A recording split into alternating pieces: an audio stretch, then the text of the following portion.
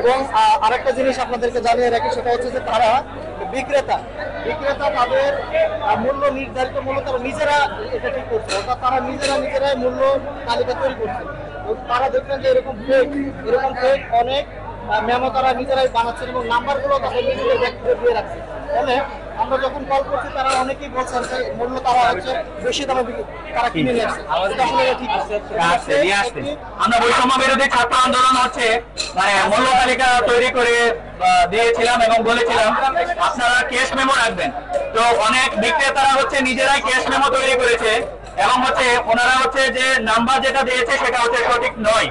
আমরা জিজ্ঞাসা করছিলাম যে আপনি কি হচ্ছে বেগুন বিক্রেতা বা সবজি বিক্রেতা, তখন তিনি বলছিলেন যে না আমি কোনো সবজি বিক্রেতা না, আমি কোনো বেগুন বিক্রেতা না। আমরা যখন হচ্ছে বৈষম্য বিরোধী ছাত্র আন্দোলন বৈষম্য দূর করার জন্যই হচ্ছে আন্দোলন করেছি, রক্ত দিয়েছি, সেখানে আবার কেন হচ্ছে বৈষম্য?